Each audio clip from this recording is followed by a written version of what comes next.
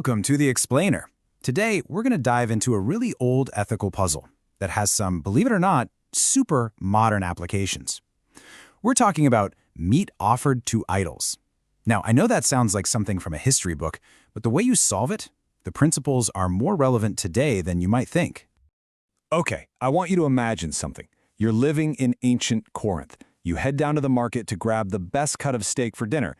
But here's the catch. There's a really good chance that exact piece of meat was just used in a pagan ritual at the temple right down the street. So what do? Do you buy it? Do you eat it? Is it just food? Or are you getting tangled up in a moral trap? And look, this wasn't some theoretical debate for them. For the early Christians, especially folks who had just walked away from paganism, this was a real, everyday crisis of conscience. It actually got to be such a big deal that the Apostle Paul had to step in and address it directly in his letters to the church. So Paul's solution starts with this absolutely radical theological truth that just reframes the entire problem. It's really the foundation of Christian freedom, and it's the first key to unlocking this whole thing. Here's the core of his argument. He says, since there's only one true God, all these other so-called gods, they're literally nothing. Their idols are just statues, pieces of wood and stone. They have zero real power, which means, well, they can't magically corrupt a piece of meat. So what does that mean? It means for a Christian who really gets this truth, the food itself is completely neutral. It's just protein. Eating it doesn't make you a better person, and not eating it doesn't make you more holy. At a foundational level, you are totally free to eat. But just when you think the problem is solved, great, eat the meat, it's fine. Paul introduces a higher law that totally complicates our freedom. And honestly, this is where the real genius of his thinking comes into play. And this is where the central conflict really heats up. See, in the church, you've got believers with a strong conscience. They get it. The idol is nothing, the meat is just meat. But then you have believers with a weak conscience. Maybe they're new converts and they just can't shake that old feeling that eating this specific meat is like participating in idolatry. To them, it feels deeply spiritually wrong.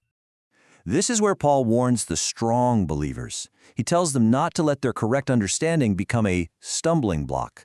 What does that mean? Well, if seeing you chow down on that steak causes someone with a weaker conscience to go against their own beliefs, and it fills them with guilt, then your freedom just caused real harm to another person. The principle is crystal clear. Your Christian liberty should never, ever be used as an excuse to hurt or wound a fellow believer. When it comes down to it, love for your neighbor actually outweighs your personal right to eat a certain food. But, okay, while there's a lot of gray area here, Paul draws one hard, uncrossable line. There's one specific situation where the answer is always 100% of the time, no. This is the unbreakable boundary. Look, eating meat you bought at the market is one thing, but actually going to a pagan temple, sitting down and joining in a religious meal there, Paul says, no way. That was seen as direct fellowship with demons, a betrayal of Christ. You simply can't share in the Lord's Supper and also share in the table of idols. You know, what's amazing is Paul even gives this super practical step-by-step guide for a tricky social dinner. And the gist is basically, don't go looking for trouble. If you're invited to dinner, go. Eat what's put in front of you. But if someone makes it an issue, if they point it out and say, hey, this was offered to an idol, then you politely pass. Not for your own sake, but out of love and respect for them. Okay, so why does a 2,000-year-old debate about meat matter to us? Because this framework, this balancing act between freedom, love, and boundaries is an incredibly powerful tool for navigating our own complex modern world. So let's try to apply it. This is probably the closest modern-day parallel to that ancient marketplace dilemma. You know, think about a brand that uses a symbol from another religion, or maybe it's owned by a group with very different beliefs than yours. So if we apply the principles, we get a really balanced approach. The product itself isn't spiritually contaminated. That's your strong conscious freedom at work. You're free to buy it. But the principle of love means you need to consider a believer with a weaker conscience. You might choose not to use it around them if it causes them trouble. And the absolute boundary? That's crossed if your purchase is directly funding an overtly anti-Christian religious practice. All right, let's tackle a really common one from the professional world, where showing respect for your colleagues can sometimes feel like it's colliding with your faith. This scenario is all about that unbreakable boundary. You absolutely cannot participate in worship. No bowing, no praying to their God, no eating ritual items, but you can be physically present as a respectful observer. The key here is to draw a really clear but loving line between observation and participation. You maintain your witness without being disrespectful. And for our last one, what about practices that have pretty much moved from being sacred rituals into just mainstream culture?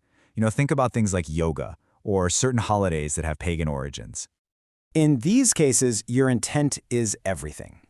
If you're enjoying something for its cultural or social or even culinary value, and not as an act of worship, your strong conscience gives you a lot of freedom. But that law of love still applies. If doing it would confuse or trouble another believer, that person with a weaker conscience, you should be considerate. The crucial distinction always is between harmless cultural appreciation and active worship. So when you boil it all down, you get these three powerful ideas that basically form a kind of ethical toolkit. Your foundation is freedom in Christ, but that freedom is always guided and sometimes limited by love for your neighbor, and your worship must always be exclusive to God. This ancient framework, it forces us to look at our own choices and ask a pretty pointed question. In all those gray areas of life, what's your default setting? Is it exercising your strong conscience liberty? Or is it prioritizing love for the person with the weaker conscience who might be watching you? It's a question worth thinking about. Thanks for watching. Visit our website www.christthelivingtruth.com to learn more.